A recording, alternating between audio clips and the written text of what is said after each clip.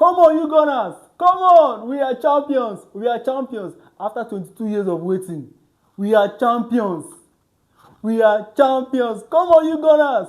It took forever, but we are finally champions. We are champions. Against all odds, we are champions. Thank you, Bournemouth, for stopping Man City. Thank you, Bournemouth. This is what being a champion means to us. We have waited for so long, for 22 years. The last time we won the EPL was 2003-2004 season. Come on, we have waited for so long. We have waited for so long. The Invincibles was the last time we saw the EPL. We waited for so long. We waited for so long. From the rebuilding, from Highbury to Emirates. From Emirates, we started a lot of rebuilding. A lot of rebuilding. We built from the scratch. Got into our banter era. 2007-2008. Got into the banter era. 2008-2009. It was so much struggles. All struggles. 2010, 2011, 2012. A lot of banter from rival fans, Chelsea fans, Man U fans, rival fans were all bantering Arsenal. We were just banter material. Nothing but banter material. And then God decided to remember us by sending our own Mikel Arteta. I first of all want to say thank you, Arsene Wenger, for buying Mikel Arteta. David Moyes for tutoring Mikel Arteta. And then, when Mikel Arteta came, it was so bad. The teams were so bad. I don't want to talk about Aubameyang. I don't want to talk about Lacazette. I don't want to talk about Pepe. I don't want to talk about Ozil. These players were unplayable for the coach. They couldn't play under the coach. They were too big for the coach. But the coach came in and decided that he was going to go through a certain process. The management trusted him. The fans trusted him. But the fans were divided. A lot of fans were saying Arteta out. Arteta out. Arteta out. But a lot of fans wanted Arteta in because we saw the glimpse. Because when he came in, he gave us an FA Cup with a very poor team. The next season, he gave us a Community Shield. That is the stuff of champions. But then, there came so many rough patches.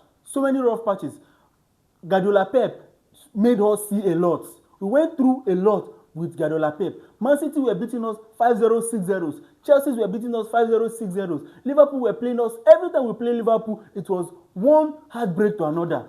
But then, Mikel Arteta stood his ground and decided to get in a certain crop of players and play a certain kind of way.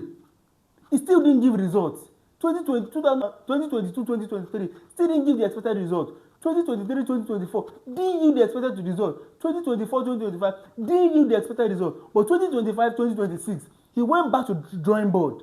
He remembered that there can also be ways of stopping this low block because a lot of EPL teams decided they were going to keep hate watching on Arsenal. They didn't want us to win the league.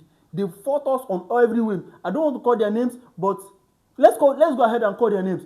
Aston Villa, Newcastle, Wolves, Brighton. These clubs were a problem for Arsenal. But then, Mikel Arteta got a very good set-piece coach, Nicolas Jova. I want to say thank you, Nicolas Jova, for integrating set pieces, for bringing corners and set pieces into our game. Because if you look at it back then, some years back, we were the least, we considered the most in set pieces. We gave away PKs, we collected unnecessary red cards, we gave away so many cheap PKs, so many cheap set pieces, and then we kept losing. But then, Mikel Arteta took care of it. If you look at the previous season, 2-3 seasons back, a lot of penalties that we had to let Granit Xhaka go because of discipline issues. He and the fans had a lot of enmity, but Mikel Arteta had a way of bringing everybody together. Granit Xhaka had to play for us another season before leaving for Bayer Leverkusen. Today, we have reaped the dividend of waiting, the dividend of patience. We have waited for Arteta for 6 whole years. But this waiting became fruitful today. Today, we are champions. Now, I want to say a very big thank you to Andre Beta. His recruitment, barely 14 months into his appointment, he has given us the best upgrade, the best team upgrade. I want to say thank you to Andre Beta for bringing Victor Gyökeres. I don't want to say how much Victor Gyökeres has impacted our team. He's a monster on the pitch. He brought in so many fire. Let's talk about Eze. Without Eze this season, when Odegaard was out injured, Eze held us down. A hat-trick against Tottenham, and then the two goals again in the reverse gave us an edge. Eze kept on coming into the game, scored a very crucial goal against Crystal Palace. Eze kept keeping us afloat till the midfield general came back, Odegaard. Now, what I want to talk about Madueke. Madueke didn't give us exactly what Saka usually gives us, but when Saka was out injured, looking for match fitness, looking for struggling in the pitch, Madueke was there.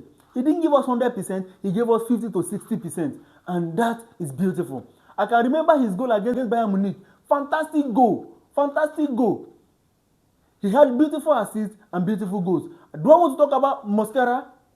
Mosquera was bought to become deputize Saliba and Gabriel Magalhaes, but he ended up deputizing both of them and playing in the right back. This season, Jordan Timber is out. Ben White is also out. But who do we have there? Who has been playing a makeshift right back? Mosquera has been doing the job. Nkape, a beast on the pitch. Covered the left back very well. Made sure that nobody passes him when Calafori was injured. Come on, what about Zubimendi? Zubimendi, Mr. Reliable. We all know that Partey usually injured. When we needed Partey most, Partey will be injured, out and injured. But Zubimendi is Mr. Reliable. I call him Mr. Reliable because whenever you call upon him, he's there to answer you. He's always there to answer. Whenever he's called upon, he comes into the pitch and gives his all. He had a little shake this season, but you have to give it to him. He's coming from La Liga, where they do not have such intensity in their game, where they do not have so much trophies to compete for. But in EPL, you play week in, week out, sometimes twice in a week, because you're in the Champions League. Sometimes twice in a week. You play on a Sunday and you're playing on a Wednesday, you're playing on a Tuesday, you're playing on a Saturday. Come on, it's not really easy. But the boys pushed and got us over. The mentality that we are butlers has been living in the head of most of our fans, most pundits, and most rivals. Since 2008 that we bottled that league, we have been called butlers. Even Man City fans were making mockery of us this season with the water about us being butlers. But now, who are the butlers? Who are the butlers? We are champions. You are the butlers. Man City, you are the butlers. Guardiola Pep, you're running, right? You're running. You're seeing that a new sheriff is in town. Now you're running.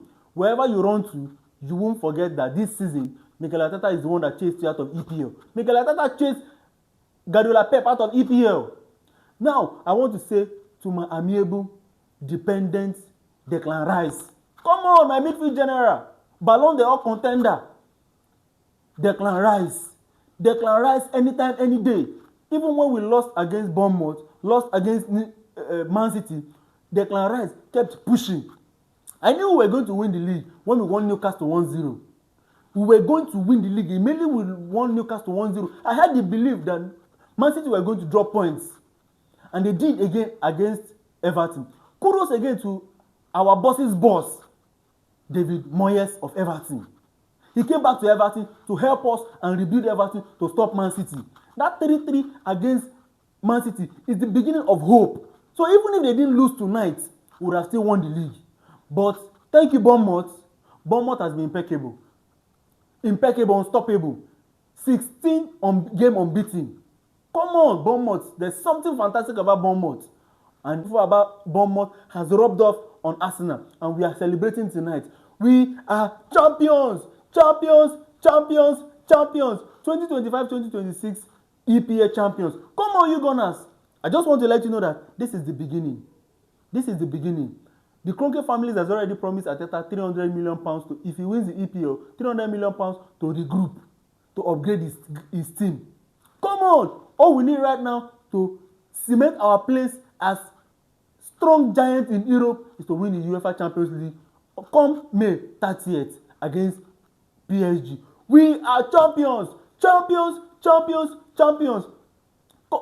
My beautiful viewers, my lovely viewers, who do you think is the standout player of this season? Who do you think is the best player in Arsenal this season? Is it David Raya? Is it William Saliba? Is it Gabriel Magalhaes? Is it Declan Rice? Is it Martin Odegaard? Is it Victor Gyökeres? Is it Martinelli? Or is it Bukayo Saka?